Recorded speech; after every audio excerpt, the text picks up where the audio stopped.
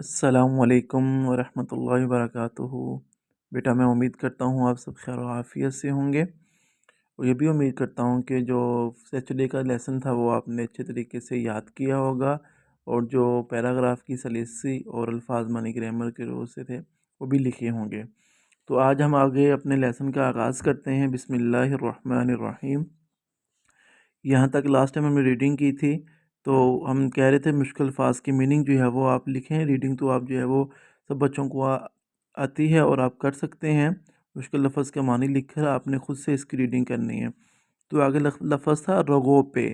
رگو میں پے کا مطلب ہوتا ہے مکمل جسم، سرایت، ایک چیز کا دوسری شے سے گل مل جانا، ایک چیز کا دوسری چیز میں گل مل جانا۔ اس کے بعد ہے مقدم، اس کا معنی ہے پہلے جی۔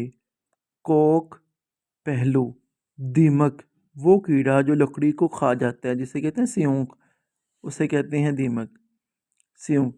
کھوکھلا خالی، شفافیت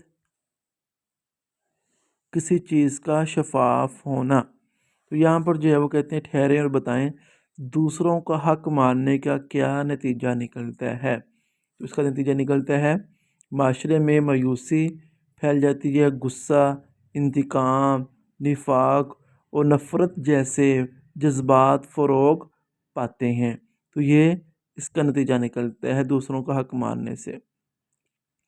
عربی میں کرپشن کا لفظ کن معنوں میں استعمال ہوتا ہے؟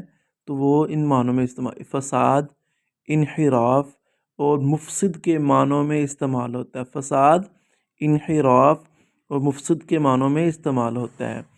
آگے لفظ ہے متعدد، اس کا معنی ہے کئی۔ انسداد بدعنوانی، حفظ ما تقدم کے طور پر مزاحمت، اس کا معنی بنتا ہے حفظ ما تقدم، مزاحمت، روک، بندش اور خاتمہ۔ سنگین، اس کا معنی ہے مضبوط۔ اس کے بعد ہے گبن، اس کا معنی ہے دھوکہ دینا۔ حرص، لالچ، طمع کو کہتے ہیں۔ میلان، ملنا، اس کا معنی۔ تو آیت نمبر 56 میں یہ ہے سورۃ اعراف کی کہ زمین میں اس کی اصلاح کے بعد فساد نہ پھیلاؤ۔ تو یہ اللہ کا حکم ہے کہ زمین میں ہمیں فساد نہیں پھیلانا چاہیے۔ اس کے بعد ہے اقبرہ پروری، پہلے ہی پڑھا ہے، اس کا معنی قریبی لوگوں کو ناجائز فوائد دینا، فائدہ دینا۔ اس کے بعد ہے بے دریغ، بغیر سوچے سمجھے، بے دریغ بغیر سوچے سمجھے۔ اعلیٰ مناصب، اعلیٰ عہدے۔ اس کے بعد ٹھہریں اور بتائیں کرپشن اور شفافیت کے معاملات پر نظر رکھنے والی کسی تنظیم کا نام بتائیں۔ تو اس کا نام ہے ٹرانسپیرنسی انٹرنیشنل تنظیم۔ سورۃ الاعراف 56 میں کیا فرمایا گیا ہے؟ تو جو اوپر جو ہے وہ یہ والا کہ زمین میں اس کی اصلاح کے بعد فساد نہ پھیلاؤ۔ اس کے بعد ہے معنی عفریت، خبیث لوگ، ناپاک لوگ۔ تو یہ باقی سارے ایزی ہیں۔ اس کے بعد اسی پیج پہ بھی جو ہے وہ ایزی ہیں سارے، کوئی مشکل لفظ نہیں ہے۔ تو ٹھہریں اور بتائیں یہاں پر شہری سہولیات کی فراہمی سے کرپشن کیسے کم ہو سکتی ہے؟ تو اس کا جواب یہاں پر ہے جب شہروں کو کھانے پینے کی اشیاء سستے داموں ملیں گی، تعلیم اور صحت کی سستی سہولیات میسر آئیں گی، تو پھر انہیں بدعنوانی کرنے کی ضرورت نہیں رہے گی۔ دوسرا سوال ہے ڈیجیٹائزیشن سے کیا مراد ہے؟ ڈیجیٹائزیشن سے کیا مراد ہے؟